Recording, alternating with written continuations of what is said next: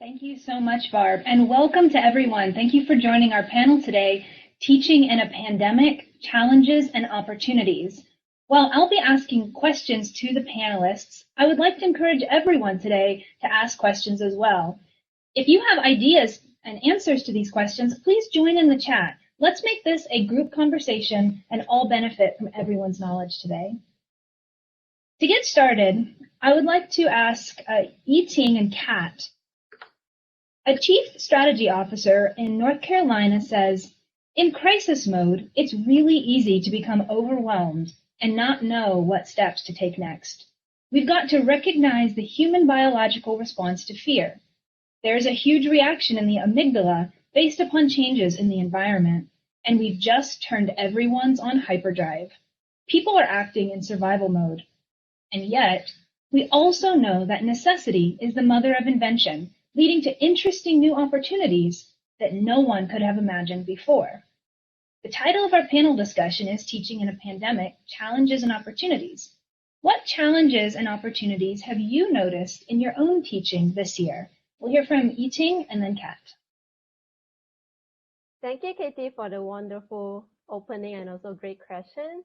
So in Malaysia, we are going to have the microbit. We are going to have microcontroller programming in our syllabus, our new syllabus, which is Design and Technology, Year 5 Design and Technology new syllabus starting next year, 2021. So the challenge that we really face here is how to really reach out to all the teachers here to equip them so that they are ready to teach this new subject next year. And it has been a struggle for us to really reach out to them. And this pandemic really challenged us and widened our perspective as well. So what we did was through YouTube Live and also Google Meet, we really trained the teachers from across the states. So there's no logistical barrier is no longer a barrier for us already, that we can really reach out to them through internet. And then across the states, the teachers can really receive the information very well. And the session went really smooth like today. And also some of the teachers, they went extra mile to really use the content that we shared with them this year itself, even before the syllabus start next year. And on top of that, one of the interesting thing is the opportunities that we see, because nowadays, like students are using TikTok already, they're on TikTok. And we are teaching microbit on TikTok as well at Guru Future Skills. Yeah, so if you're on TikTok, do check out our account, Guru Future Skills. And one of the cooler things that we are going to do next is we are going live on TikTok next Wednesday, 8:30 p.m. Malaysia time. Yeah, so do check it out on TikTok. Thank you. That's amazing. I just feel so inspired by everyone else on this panel. It makes me feel very humble. So a lot of the work I've been doing around the challenges of the times we're living in now is around mental health, because we're seeing huge rise in problems with mental health during lockdown. Lots of teachers, lots of students, everyone's struggling because we're effectively trapped at home a lot of the time. And so one of the really exciting opportunities I've seen that's come from that is that there are much more opportunities to connect and meet with people globally, and develop a community around what we're doing online. But on a sort of more personal level, one of the great things about using microbit, for example, is that we can get that quick, easy win from a simple task. So when you're struggling, when you're feeling like the world is piling on top of you, just having something really simple and easy that can be very empowering can be really great. So for example, I've actually got a little project here, and this is on the new microbit, an activity from Giles Booth, which is to make a dancing pattern. So you can play some Christmas music and it will dance along, so you can see it moving as I'm speaking. And it's a really simple three, 4 blocks of code, but it can be great fun because then you can have a class. Okay, and we can have things like, I've seen activities. So for example, I think it was Darren Townsend yesterday shared with me, he got his class to all make microbit Christmas baubles that twinkled, and then he hung them in his classroom for in-person teaching. And it's just really nice, this idea of quick, easy wins to boost our mental health, to help us feel happy and successful. So really, really nice just to think about those ideas to support mental health, because it's such a big challenge. Absolutely. And I think those quick, easy wins are so important when our brains are so overstressed. You know, that small moment of joy where you tell a joke or you give a hug, that can really be a powerful moment in recentering a student or an adult back into the learning mindset. And so, like you said, when you have those moments of joy with the microbit, you're laughing, you're dancing, you're having a good time together, that's really important in times of stress to help everybody regroup and keep going forward. Thank you so much. My next question is for Yi Thing and Amber. A lot of schools have moved into virtual learning. How do you incorporate microbit in your online lessons? Thank you, Katie. So for this question, so my team and I in Arus Academy, we developed an asynchronous learning platform, which we call Future Skills for All. So this platform is an initiative under DG MDEC UNICEF and with the support of the Minister of Education Malaysia, Ministry of Education Malaysia. And then in this platform, there is free for everyone. And then students and teachers can master microbit programming skills with 10 fun animal theme lessons. And in each lesson, there are videos, and then there are interactive notes, and then there's an assessment quiz as well, so that students and teachers can really learn by themselves at their own pace, anywhere, anytime. And one of the best things here is the whole learning process is data-driven. The student can track their own progress and result on the result page itself as well. And teachers can also can use the entire learning system to track their student progress. And as mentioned in the introduction by Rob earlier, this platform is already ready to use, and also is already achieved a lot of users. Now it's like to date is 18,000 users already, and it's available in 3 different languages, which is Malay, Tamil, and also Chinese, we want to make it highly accessible to all the vernacular schools in Malaysia. That is why it's available in 3 different languages. Yeah.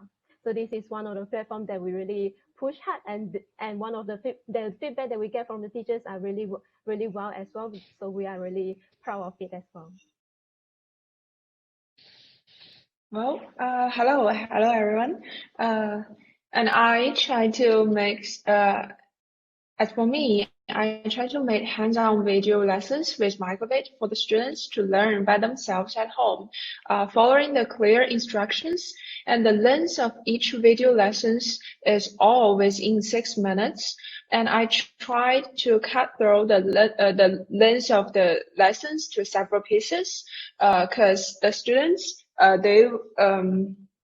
6 minutes is the limitation for them to focus on the courses. And one project may have 6 to 8 videos courses, and I will give the example.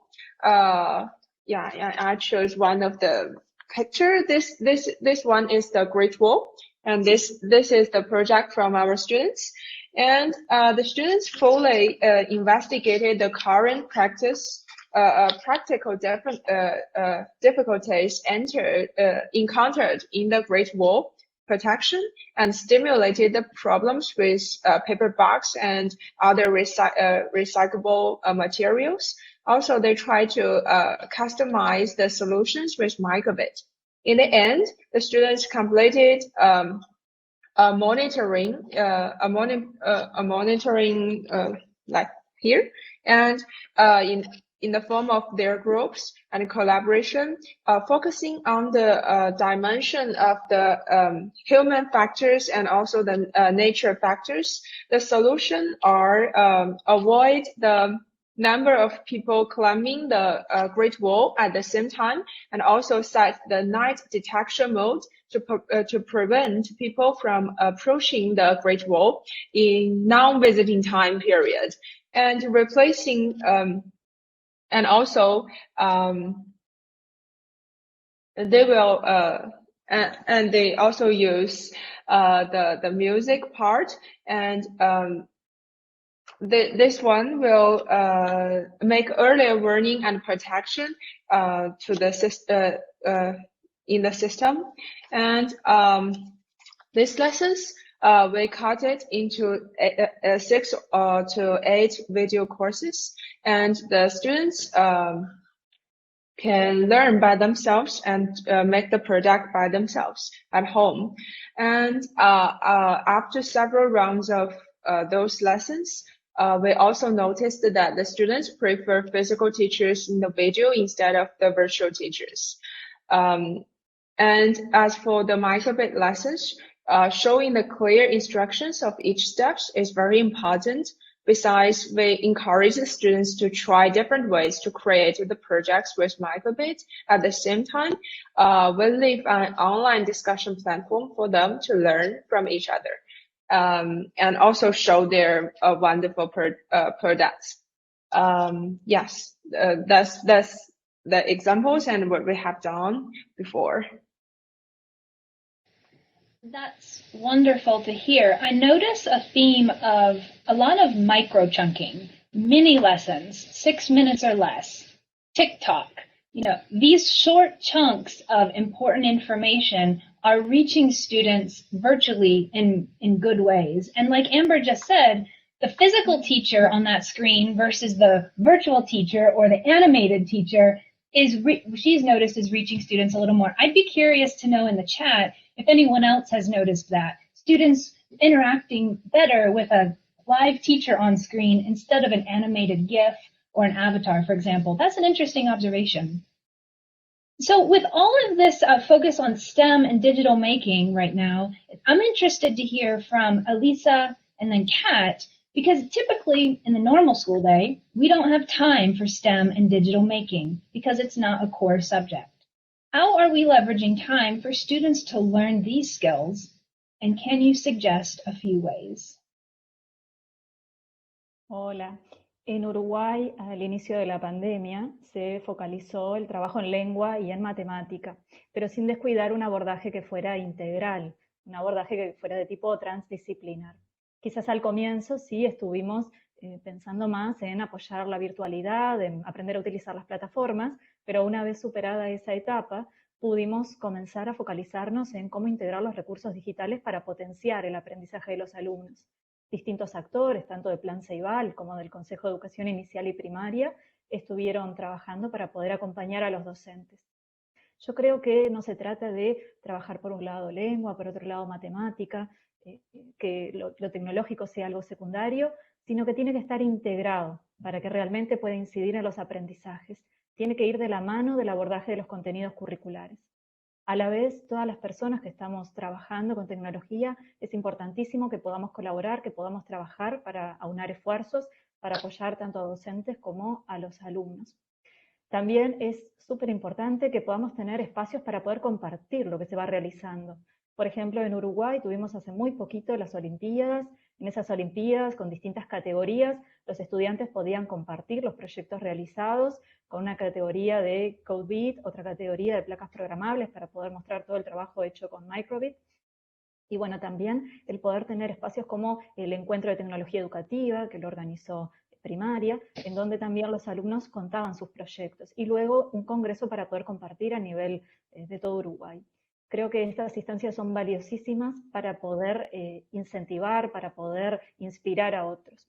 Y también recurrir al uso de distintos medios de comunicación. Por ejemplo, el trabajo en plataformas educativas. Nosotros tenemos la plataforma educativa CREA y desde allí la comunidad CREA para poder compartir el trabajo con las placas Microbit.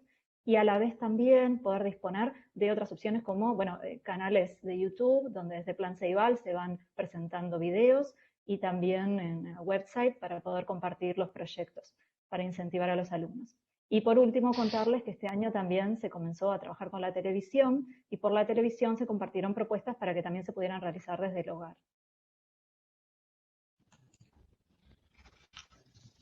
Well, I will translate what Lisa says. In Uruguay, the working language and mathematics were prioritized, and while integrate an interdisciplinary approach in the construction of meaningful knowledge. At the beginning, attention was focused on learning how to use virtual education platforms, but then different actors, Plan Ceibal and the public education here in Uruguay, support teachers in the use of digital resources to enhance and deepen the students' learning process. what Elisa suggests is digital creation should be take on a primary role by integration throughout the teaching and learning process.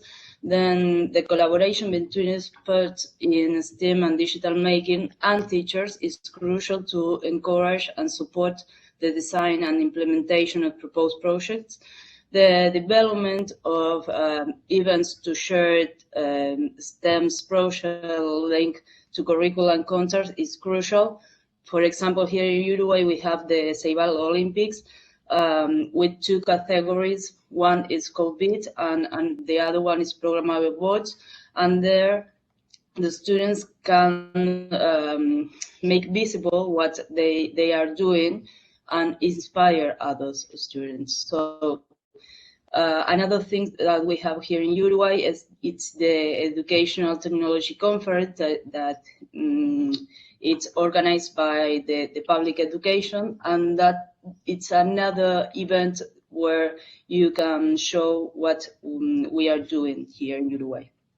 And the last thing that Lisa suggests is outreach by different media outlets such educational platforms or social media or television facilities, different things to broad range of teachers, families, and students. For example, here in Uruguay, we have the CREA community that it's by the Schoology platform, in where the students can show all the things that they are doing.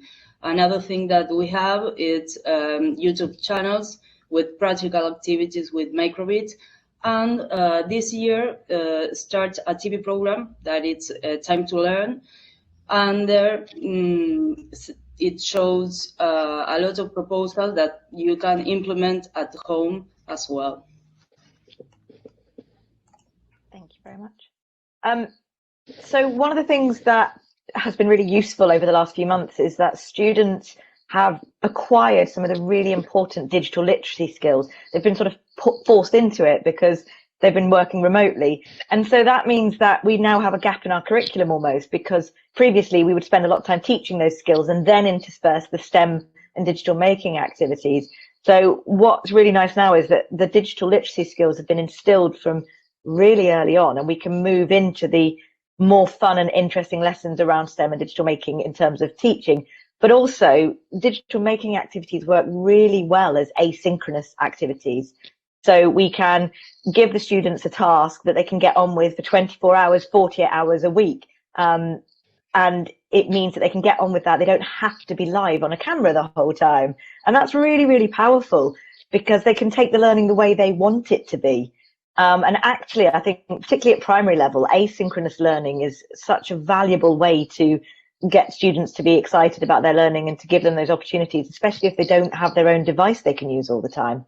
So I think it's really important. And so, for example, with Microbit, they're affordable devices. We can make sure every student has one at home, or small groups of students have them for a term at a time and they get swapped around. And we can then give them activities that appeal to themselves, like making Christmas baubles that they can hang on their Christmas tree, like making a nightlight. One of the new activities on the website is making a nightlight. And that's so exciting and powerful and interesting for our young people. I just think there's so many opportunities now to give them those opportunities. Yeah, thank you. Absolutely. So everything from Elisa's point around interdisciplinary English and math to those TV programs that she talked about. I've heard of that a lot lately. Local public broadcasting stations are working with local teachers to air lessons over free television so that children just need their television and they don't need that internet connection, which can be so hard for so many. Now, I want to ask a question about that internet connection, because it is inevitable that some students won't have access to technology during this time. What do you think we can do to ensure continuity of their learning, especially with physical computing? I'd like to hear first from Yi Thing and then from Amber. Thank you. Maybe I could share something that we did in Malaysia. So in Malaysia, we have community learning internet centers, community internet centers in every state in Malaysia. And then most of the time, the community internet centers are located in the outskirts of the city, where the resources are limited most of the time. So what we did was we leveraged on the resources that is already available in the community internet centers managed by DG itself, and then we further train the managers there so that they are really confident and they can equip themselves with all the skills that they need to really reach out to this community. So we train them on microbit programming skills with like level up challenges. Even though we just like through virtually, we make sure that through MakeCode, their programming skill is really good, that they are confident to really teach the students. Yeah. And then the next thing is after the movement control order was lifted in Malaysia, so they went creative to reach out to the students. They go to the neighboring schools, or they bring the students, they invite the students over to the community internet centers where all the resources are there, the computer is there and everything is there, and then they can run classes there. And then they continue their effort as well after the even recently when our schools are closed again, yeah, when the cases are increasing for now, and then they still continue the effort online on Facebook classes, and then to keep the engagement high. I think in this way they really play their role as a community internet center to the best, that really helping the community even though the resources are very limited for now.